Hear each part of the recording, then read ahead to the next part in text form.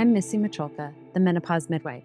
I'm here to break down all the things about menopause and hormones that seem overly complicated, which is pretty much everything. With over 10 years of experience catching babies and 2 decades of intuitive massage therapy practice, I have spent the last few years deep diving into all things menopause to figure out why so many women are suffering and why there seems to be so much confusion about hormones and menopause. Calling on my midwifery experience and my desire to help women attain and maintain full autonomy, I will stay next to you during this life transition and help to explain the options as you step into your power and find optimal health.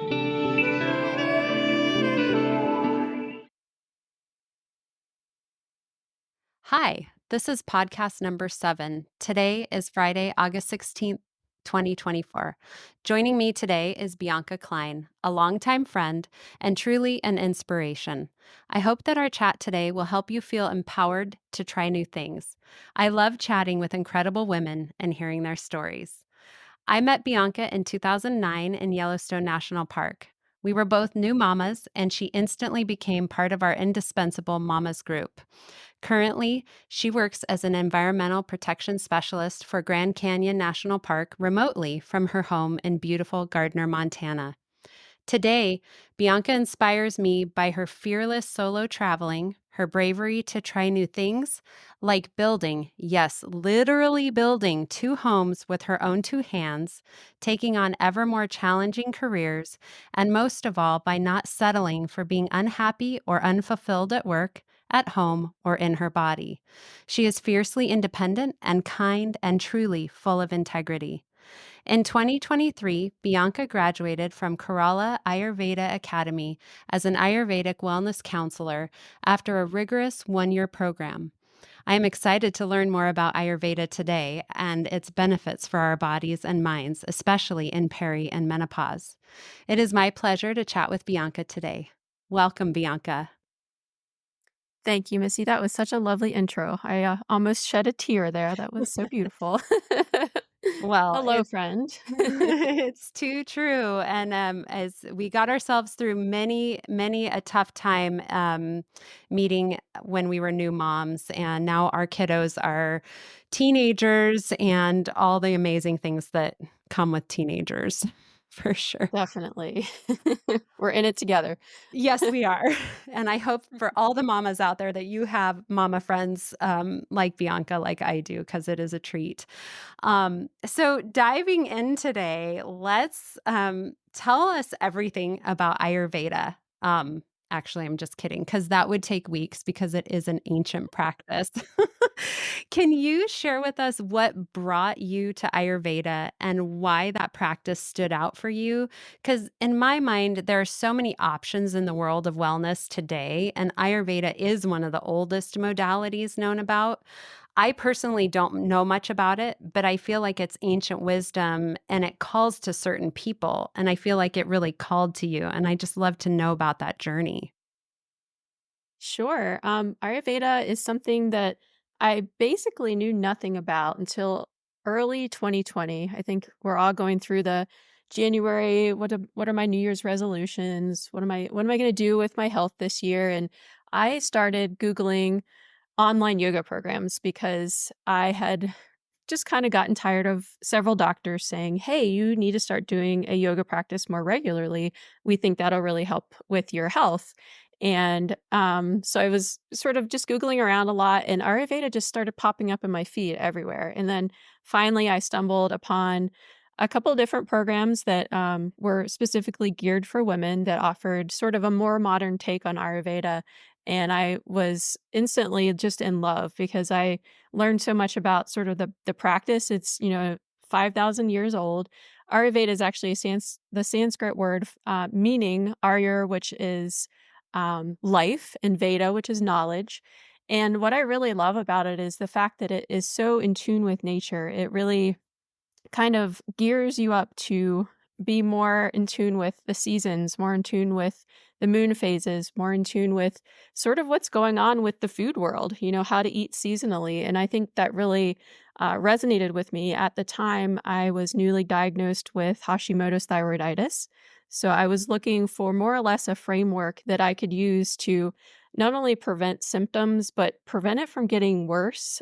Because Hashimoto's is one of those things that if you continue eating gluten and inflammatory things, you really can have a lot of symptoms that will hinder you in the future. So I was one of those people that I'm always trying to like not have to take drugs, which unfortunately you just have to sometimes with Hashimoto's.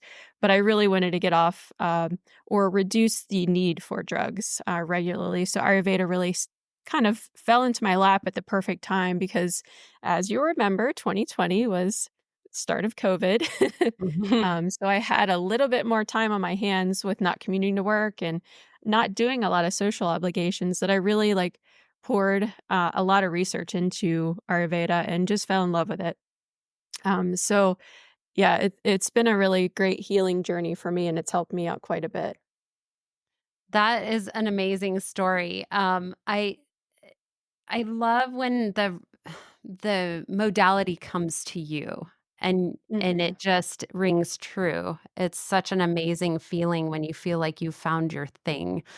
Um, what when you were using it for and still, I'm assuming using it for your Yes. Hashimoto's, were there specific things that were, um, super helpful to you during that time? Like, that you could share with the audience that they might love to look at for themselves? Sure. I think one of the best things to do, and this is super easy for anyone to do, is take a dosha quiz. And once you figure out what your dosha or constitution is, you kind of have a roadmap for how to eat, how to exercise, what careers are best suited for you. It really sort of gives you a little bit better framework with which to, kind of surround yourself with information about your body type and what you should be doing to be able to function in a more balanced way. So I would say take a dosha quiz and some of the great websites you can use for that. Probably the best is Banyan Botanicals because they actually sell products to support folks who are into Ayurveda. And I get a lot of my products from Banyan. But take a dosha quiz, figure out whether you are a vata, pitta, or kapha. And from there, you'll kind of see that things fall into place. Like it's kind of like a Myers Briggs for your body. It's really interesting because once I took that, I was like, oh my gosh, this is all so true. It's kind of like going through astrology for the first time, like, "Oh my gosh, I am an Aquarius, and that is so true." It's a little scary, actually. So, go through and take the dosha quiz and kinda get what your, either one dosha some people are dual dosha, so they'll have a little like, I'm a Pitta Kapha, and some people are tridoshic, which is great because that's a very balanced view. So go and figure out what your dosha is first, and then some of the things that really helped me are just some of the habits of Ayurveda. So having an earlier, lighter dinner. I think that's something as we get older, we are supposed to eat less food. Our body can't handle Mhm. digest digesting all the food that we normally eat. So eating a little bit earlier, lighter dinner is helpful. One of the practices that I really, really appreciate now as I sort of move into perimenopause is the use of abhyanga, and that's the use of oil on my body. So growing up, we were always like, use lotion if you get dry. Well, Ayurveda really kind of encourages you to use Abhyanga all the time so that you're nourishing your skin as well as that going into your body and nourishing sort of your blood and other things within your body. And when I say oil, I mean refined coconut oils or sesame oils or anything that would basically provide you with relief based on your dosha. So, again, I'm a pitta, so I run a little bit hot, especially in the summer. So, in the summer, I typically use coconut oil. In the winter, because I have Hashimoto's, I get really cold. So, I switch to sesame oil in the winter because the quality of sesame oil is heating. So, again, like Ayurveda really is sort of an individualistic look at, using the qualities of oils to figure out what it is you need, the qualities of food. So as a pitta, I'm already a hot person, so I really should not be eating spicy food, although I really love it. That will cause an imbalance. Especially going into perimenopause, I have to be really careful of that because as some of you probably know, night sweats are a part of that, and if I have spicy food and maybe even a little alcohol, I am gonna be waking up all night long. So you wanna try to think of Ayurveda in sort of a way that keeps you balanced based on the things that you're eating, the things that you're digesting, both, internally and through your mind, and then things that you're experiencing throughout your day. Wow, that is so much cool information. I didn't know that the oils have different properties, like between the sesame and the coconut. That's fascinating. Yes. Yeah, and once you sort of figure that out, it's really fun to say, "Oh, wow, I can make mixtures too." Like you can do a nice coconut oil for the summer and then figure out what essential oils are best for that time of year and add those to the mix as well and really create sort So of a is so spa-like when you take your experience every time you quiz, oil yourself up. and you said it's banyan.com, Banyan. Is that right? Yes, banyan like the tree, so Banyan botanicals. Oh, botanicals. Okay, great. And I will put that in the show notes for people so they can find it easily. And is that a free Great. quiz? They can just It do that? is. Yep. Okay. Okay, awesome. Yep, and they may ask you for your email like every other quiz, but it's Yeah. worth it to get on their mailing list. Exactly. And then when you so let's say you take the quiz and then do you on that website or on is there a great resource that you use to see like look at oils and then they are marked like pitta, vata, kapha, like which Mhm. one is best? Or how do They you will. source everything? Yes. Yeah, so Banyan, once you take the quiz, they will probably take you directly to a page that talks about your dosha or your constitution specifically. And then I wouldn't be surprised if, like, at the bottom, they're gonna say, "We recommend these items." Right. And they have it spelled out really clearly. But also just by, like, Googling, refined sesame oil, you'll be able to find that product, and it will say, basically pitta pacifying or in the case of sesame oil, that's a really warming, oil, so it would be a vata pacifying because vata is typically light and airy.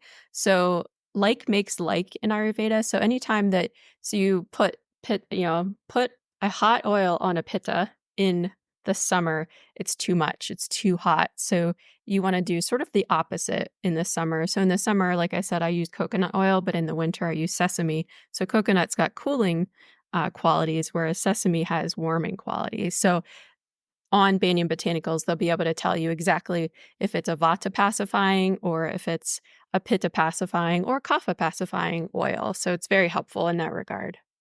Oh, that is so helpful. And just so the listeners know, this is not an ad for Banyan Botanicals. It just is a wonderful resource that Bianca has curated for herself and is sharing so nicely with us here. Um, gosh, I there's so many ways we can go with this. One of the things, so you talked about the oils, which is amazing to help with your Hashimoto's, and I guess in what way was that helpful to the Hashimoto's? Was there like it was just because I know with Hashimoto's you can get really dry skin, and it can be all over your skin. So I kind of imagine that, but I'm guessing there's more to it than just not having dry skin. Right. Yeah. Hashimoto's, some of the symptoms include hair loss, always being cold, feet and hands. So the oil helps with that in the winter, especially. The hair loss is a hard one, but I have found recently there are some hair oils that you can put in, some products that kind of help to keep your hair follicles more moisturized. And I'm very early in trying this, but I'm hoping that's something I can work on that will keep hair in my head a little bit longer because I shed all the time. It's kind of insane. Other things that Hashimoto's symptoms include are itchy scalp. Every time that I have gotten COVID, which is twice, I have kids, so of course we live in a petri dish. You know how that goes too, Missy. Yep. Every time I get COVID, I end up having really itchy scalp, and I've read that other people have experienced that with Hashimoto's as well. So I'm really hoping that a hair oil or something like that will help to kind of keep that at bay if I were to get it again. So that's something to look into if you are also suffering with Hashimoto's.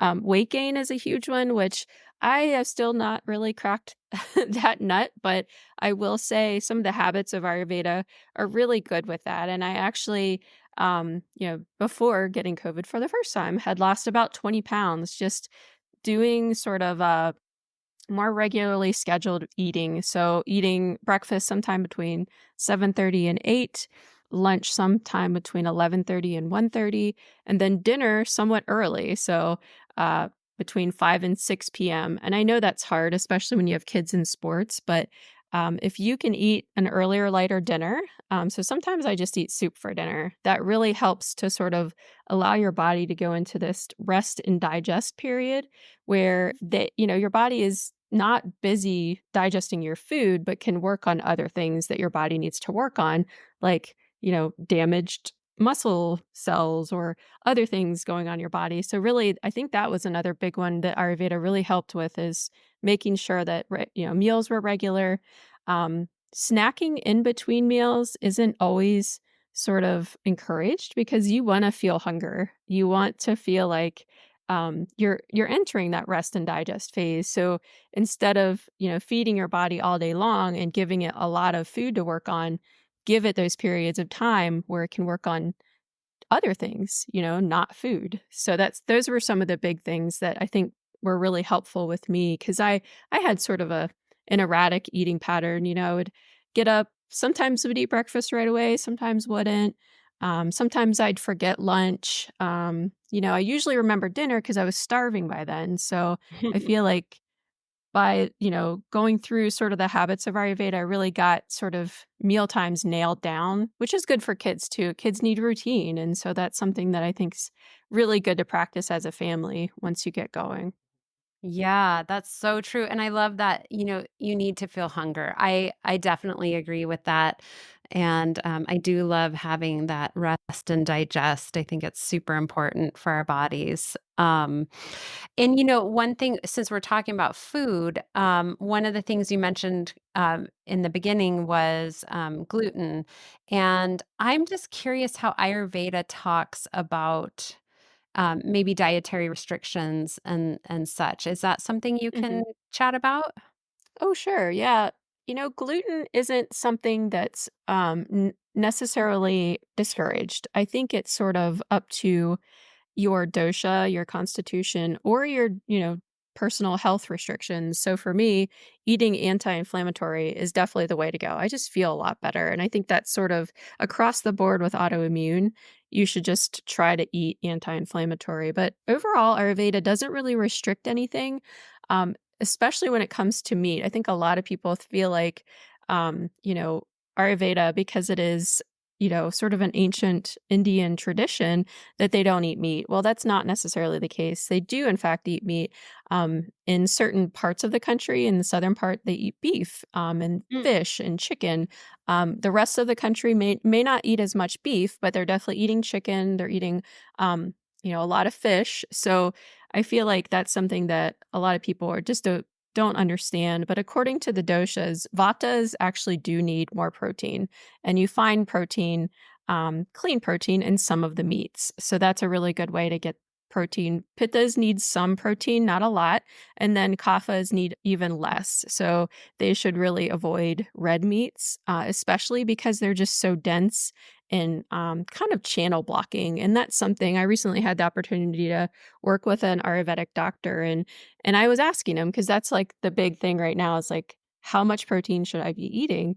And he said, "Well, you are a pitta with, a little bit of kapha." So he suggests to eat enough protein, about 70 grams a day, maybe between 70, 80. But the majority of that should be with plant proteins if possible. So a lot of lentils, dal type of meals as opposed to meat because meat is so dense and channel blocking. And that's what he said. It was like channel blocking. And I was like, oh wow. Yeah, that makes a lot of sense because it feels like sometimes when I eat beef, it's like this block in my gut. And it totally is channel blocking. So I totally get that. So yeah, so Ayurveda, like I said, it doesn't really restrict you in any way.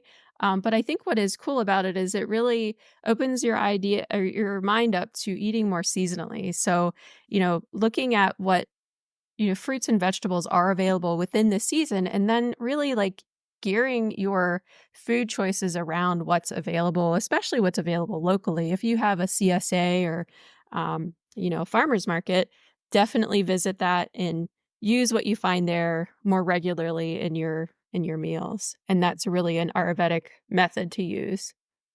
Right. The seasonal stuff is so great, especially with a CSA. As long as you don't get 12 heads of bok choy, um, which I've gotten before in my CSA. I'm like, what am I going to do with all this? Um, okay. Well, let's see. I had a couple of thoughts while you were talking. Okay. One is when you're talking about the protein intake. So, this is kind of the hot debate right now is how much It protein should is. anyone be eating? And I have I've dived into it kind of with myself and with some of my clients because I'm dealing with a lot of menopausal women who are postmenopausal and who have Mhm. gone for years not eating enough protein. And I'm seeing their muscles just really get way too small. And then they're, at risk for breaking bones. And so I am always of the belief that strong over skinny is really important because we need to have those muscles around our bones. So if we fall, we have cushion and we're strong. And so it's interesting because, like, so 70 grams sounds really low to me. And personally, It because does to me too. yeah, yeah, it's really interesting. And then also the other thought, I mean, and I'm not challenging what your doctor said. I'm just like, I love having this conversation because it's curious to me how people feel with different Mhm. levels of protein in their bodies and different sources. So Exactly. um, I'm I'm kind of in the camp and I'm not set here and entrenched here, but my real gut when I'm working with people and the research I've done is 1 gram of protein per pound of ideal body weight. So if you're a little overweight, you're going to drop that back to your ideal body weight. And so I'm always trying to hit like 130, 135 grams a day, which is incredibly hard. Um, but I have changed. When I started doing that, I noticed a change in my body composition, Mhm. significant change, which was shocking to me. I didn't know that I could change my body composition at 47 years old. But it's been incredible for me. But sorry, not to make this about me, it was just an interesting revelation. But I did it mostly with aminos, like perfect aminos. And Mhm. then I did increase eating meat, but I'm not a big meat eater. So, but I hear the ya. other, yeah, the other thing is that eating a ton of like lentils, which I love, but I mean, I have to have my digestive enzymes on board big time if I'm going to eat a lot of Mhm. lentils and a lot of tofu and a lot of all of that, which I love, but I definitely need help digesting it. So I'm just wondering, like, kind of where have you landed with all of that? What feels right to you in all of this? Yeah, I think that's a good question. I think I'm still in the sort of figure it out trial and error process because Mhm, I've like similar to your, 1 gram per ideal weight. I've also heard 0.63 times mhm, ideal weight. So that's like almost half of probably what you're recommending. mhm, But I think it really needs to be like something that each person individually figures out on their own. Like I've definitely eaten I'm sort of in that 70 to 90 range right now. And I feel mhm. like the higher I am, the better I feel. But if I throw a steak in there, wow, that just totally messes me up. So really, I think it's going to be individual to each person, go with like just trying, but at the low end, 0.63 times your ideal weight. At the high end, 1 gram per ideal weight, and seeing sort of somewhere in between where you fall and kind of with what type of protein. I might operate way better on fish, and that's something we're trying now since we just got back from Alaska and have a bunch of halibut in the freezer, and thankfully, that really it feels good, like, I don't feel horrible later, so I feel like it's gonna be up to each person to sort of figure out on that continuum where they fall. Exactly, and I think that's the exact amazing and perfect answer in my mind is that it really depends on every Mhm. person. So I think It all of does. these things are just they're wonderful, bumpers and maybe guideposts for us along the way, but we really are the ones driving the car, and we have to make the decision that works best for our bodies, and we know what good feels like. Mhm. And I love having women see different frameworks to make a decision for themselves.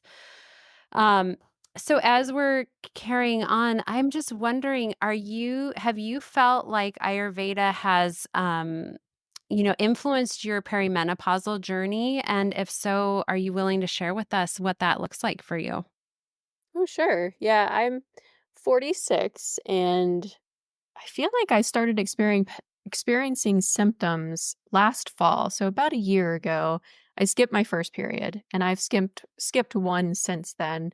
And then I think about this last cycle, I was actually a week late, but I was in India at the time. So it could have been that I was, taking having a lot better self-care or just completely off on my time zone. I'm not really sure, but anyway, I know that things are starting to move toward perimenopause for sure in that stage of life. And I will mention that about, let's see, 2 summers ago, I was sort of advised by an Ayurvedic doctor to have my IUD taken out. I have had I had had the IUD since after my daughter was born, and I really didn't think anything of it. I was just like, it's a hormonal one. It's okay. It's, sort of in line with my belief system. And it wasn't until I met with that Ayurvedic doctor that it sort of dawned on me, and he pointed it out like, you know, having those things in your body is kind of a blockage to natural flow. So if you take your IUD out, you're going to be able to experience having a period again. You're going to have natural flow of all of these different, hormones and things, through your body. And that's like a Mhm. really, really important thing for women to go through.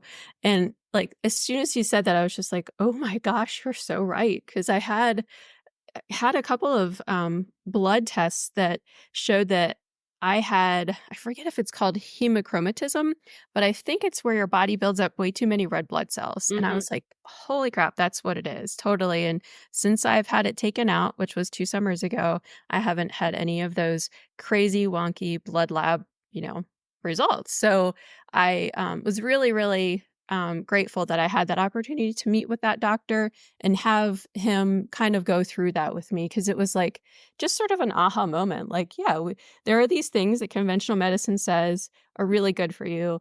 And my doctor actually questioned, do you really want to have your IUD taken out? Because now you're going to actually feel all these symptoms of menopause. Like, they'll be real. Like, whereas if you have an IUD, it kind of masks those symptoms a little bit and it won't be as severe. And I was probably the weirdo in the office that day saying, "Yes, I want to feel those symptoms. I want to know what's going on with my body. I haven't known for the last 11 years."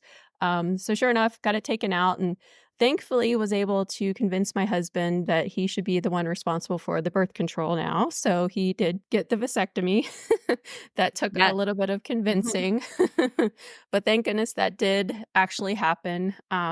So it's one of those things where like, perimenopause, uh, it's going to be different for everybody, of course. But like, if you do have an IUD in, consider taking it out because it's not a natural flow of your body fluids, first of all.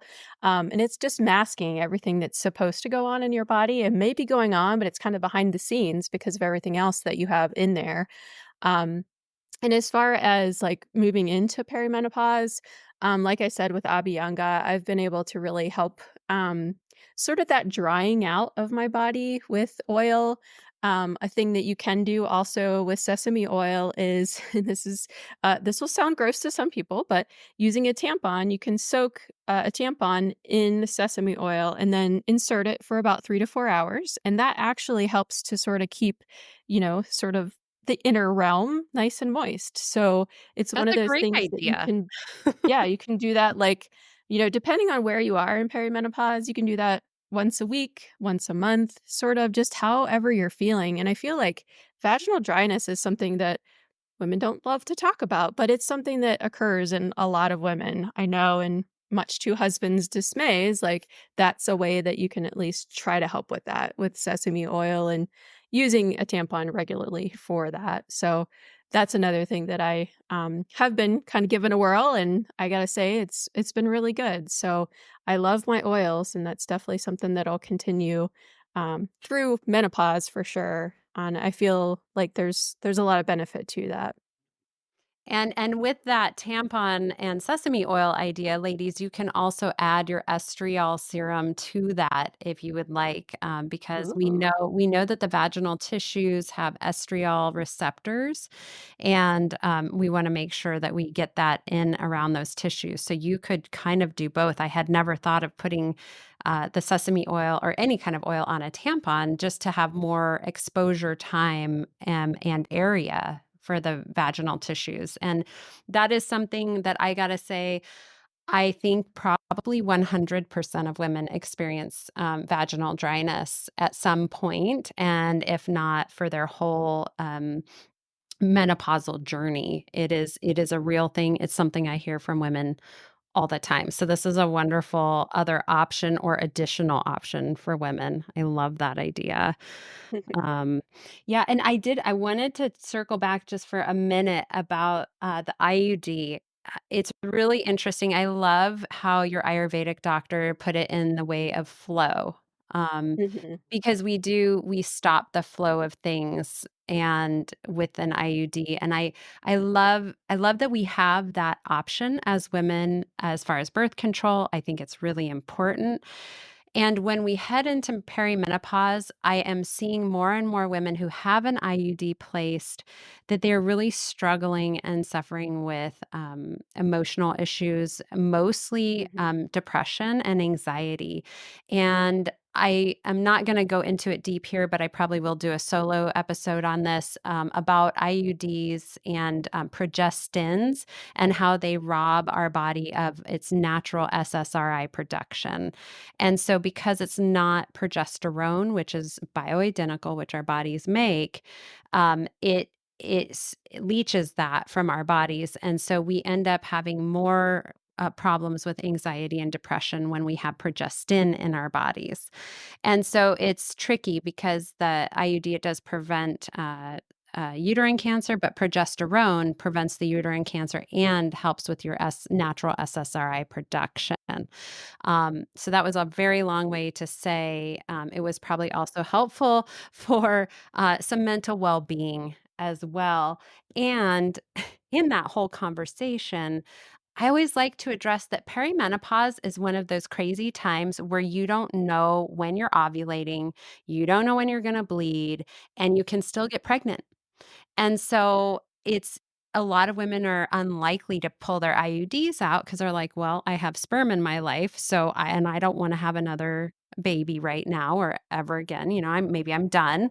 And so it's always that tricky conversation, but yeah, it's wonderful when we, can make that decision for ourselves and, take it out and feel our bodies. I love that you're feeling your body. It's amazing Mhm. and so important, and it creates a lot of autonomy because then you know what's going on with your body. You're not numbing it out, and, I think that's wonderful.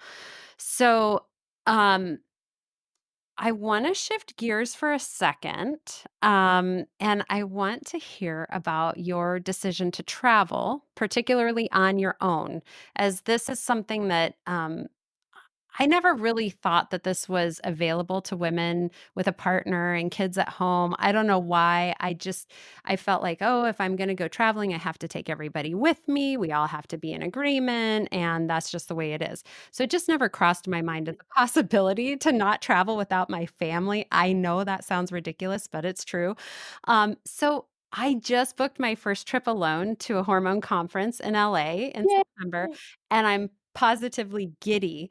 But you were way ahead of the curve on this, and so tell us more about that, and I just want other women to be as encouraged about this as I was. Uh-oh, did I lose you? Alright. Okay, yeah, let's Sorry go about back. that. We cut out a bit. Nope, that's okay. Go ahead and you can start, by answering the question, and I will cut until there. Okay. So I've done a little bit of solo travel in Southeast Asia, and I have always had India on my bucket list because of yoga and Ayurveda, especially recently. But I've also just been sort of enamored with the art and the clothing and the fabrics and textiles that comes out of India. So it's always been up there at the top. And having gone through the Kerala Ayurveda program in sort of 2002, 2003. I had heard that there was a trip that they plan and they call it an India immersion. So I have always had this sort of like dream to go on this trip. As soon as it was announced, I think it was last August, I was like, I am doing it. I'm gonna, I'm gonna do it. I have always had like this super secret squirrel account of money that I use for my solo travel. So that's one way you can do it is hide your money away, and it's literally in a completely different bank account that I have to go physically go in to get that money out. So I can't touch it. Money just automatically goes in there, and over time it accumulates, and then I can use that for my travel. So knowing what I had in that bank account and that this trip was coming up, I was like, I can totally do it. And solo travel is so great because it kind of gets you out of your head a little bit and into challenging situations. And I think that's what I love about it most is you're sort of in new lands with new languages, a lot more people, especially in India, and just new situations. And it really like kind of keeps the brain fresh and keeps it moving and really it challenges me, and that's what I love about it. And I love learning about the cultures of other people. So this trip, the India immersion, was great. I ended up going 2 or 3 days early. I wanted like a weekend to acclimate, and I flew into Bangalore, which is one of the larger major cities in India in the southern part of the country. And I spent 2 days there just sort of exploring the city. And I did, hire a driver and a guide for one of the days to make sure I was hitting all of their like really important temples, ashrams, and other, sort of big tourist places. But then I traveled to meet up with the group with Kerala Ayurveda in Cochin at one of their retreat centers. And I was just had a wonderful experience. We spent 4 days at the retreat center. Then we traveled to an area in the mountains of Kerala near Periyar Tiger Preserve. And that's just a breathtaking national park that has tigers and elephants. Like, how crazy is that? We have Wow. bears here, but elephants and tigers, I did not see any of those, unfortunately. But we were able to tour spice plantations and tea plantations, which is it's really neat to see things in sort of their natural environment, especially when you have, Ayurveda has a lot of like herbal formulations that you use for different health conditions. So we were able to see like cardamom growing naturally. We were able to see coffee. Able to see cinnamon bark. It was like really neat to kind of see all of these herbs that you have in your kitchen cabinet like outgrowing in the wild. So that was a really cool part of that trip. We also traveled to Lake Vembranad or Lake Kochi, which is India's largest lake by area. And we got to experience sort of the Kerala backwaters. And basically, everyone that lives in that area, their life revolves around water. So if they have to go to the doctor, they're getting in a boat and they're going to the doctor on a boat. If they have to go to the grocery store, they get on a boat. They go to the grocery store on a boat. Like it was just really neat to see sort of this whole different culture and lifestyle that revolved around this humongous lake with all these canals kind of in between. So we spent 2 days at both the resorts the one near Periyar National Tiger Preserve, and then the one in at a resort called Coconut Lagoon. So it was neat to see those. Again, we had another herb tour at Coconut Lagoon to kind of see the difference in like the plants that were more in like a southern and more wetland environment. And then we ended up at Ayurvedigram, which is in Bangalore. And Ayurvedigram is a resort that is owned by Kerala Ayurveda, the institution I went to school with. And it's a great place to go if you are in need of some TLC. They have wonderful panchakarma treatments, which panchakarma is like a multi-step treatment plan where you basically see a doctor. They prescribe the different oils for you to use for different massage methods. And then depending on what else you're working on, you either have sort of a fasting or a cleanse sort of a procedure. And then all of your treatments kinda line up around that. I have a friend that recently left, she stayed longer than I did, and she ended up losing 15 pounds in the 2 weeks that she was there. It was pretty amazing, Wow. and I think it was just sorta cleansing the system. She was getting Abhyanga every day, which is basically that, oiling and massaging in a specific manner that kind of, uh, gets all of your gunk out of your system, and then she had some knee work done, and, she's leaving there so much lighter and feeling so much better about life. So, it's one of those places that I, aspire to go back to, and they also have a place in Bali, so I could be convinced to go to Bali instead. So, keep me posted on that one, Missy, if you ever wanna join me. Yeah, I'm thinking we might need to start squirreling away more money. I love it. Yes. That is awesome. I love hearing all of that. I love hearing your adventures. And Bianca is being modest. She has been to many other places around the world and taken some amazing photos because she is also an incredible photographer in her own Well, right. thank you. Yeah. And speaking of in your own right, I know that Ayurveda is your passion and your real job is with the National Park Service. And I'm just wondering what does the future hold for you with Ayurveda? I think one of the things that really stuck with me in my training was that you really shouldn't start treating others until you've healed yourself. So I'm kind of going along with that. And I feel like I'm not really ready to do consultations yet. I totally could, according to the certificate that I hold. But I feel like I really want to give myself time to lean into Ayurveda. Practice it for 5 to 10 years and really figure things out for me to then be able to help other people with Hashimoto's especially and figuring out what will work for them. So I feel like I'm doing that for a couple of reasons. One of them is stress. I've learned over time, and many of you will probably agree that you really can only do one thing well at a time. Multitasking Mhm. gets harder as you age, and I used to be able to do photography and run and train for marathons and do all these things all at one time. But I just can't do that anymore, and it leads to a lot of stress. And one of the things with autoimmune is you want to reduce your stress level. So I am totally okay with waiting until I'm closer to retirement or at retirement to start doing Ayurvedic consultation. And by then, I will hopefully have figured things out for myself and be able to firsthand tell people, this is what worked for me. And I'm hoping that it will work for you. I'm so excited for that time when the time is right for you. And I will definitely be joining you for a consultation then too. Um, Great. okay, well, as we come to a close, I like to share and then ask if you were stuck on a deserted island, what 3 to 5 supplements or products would you choose to have on your in your island apothecary and why? And so I'll share mine really quick. I get to cheat and I get to add 3 with every podcast. So my closet is getting huge. It's like my one at home. So I would say estradiol, progesterone, and DHEA.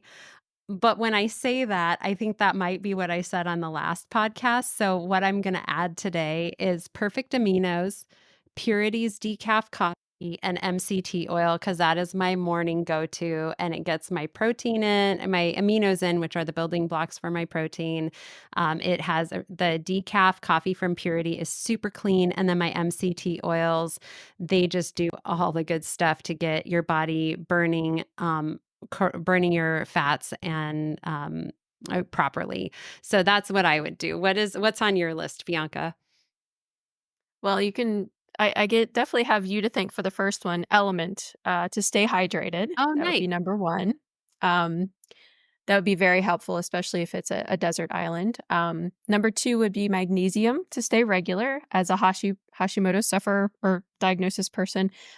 Staying regular is not easy without a little help from magnesium, so I would want that as well. And then, of course, for Abhyanga to keep from drying out, I'd want my sesame or coconut oil, depending on what kind of island it is. If it's a lake, in the middle of the cold, I would need my sesame oil. If it's a really, really warm island, I would need coconut oil. So maybe I'll just have a mix of both. I love it. That's awesome. Well, is there anything else you wanted to share with us today? No, but I really appreciate you asking me to come on today. It's been really fun, Missy. Thank you. Thanks for Bianca, all you thank do for our community.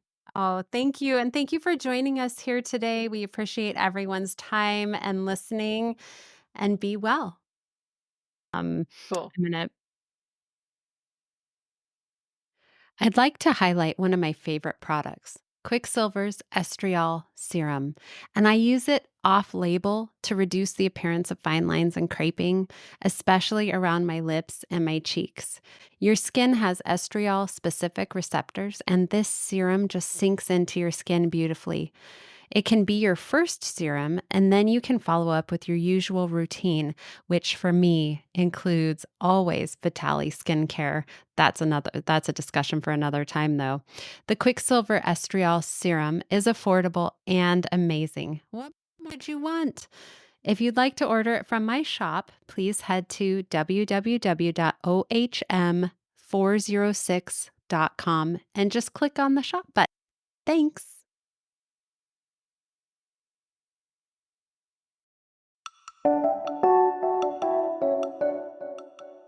Thank you for joining me here today on the Menopause Midwife. If you'd like more information or to work with me, feel free to check out my website and book a wellness consultation at ohm406.com. Be well.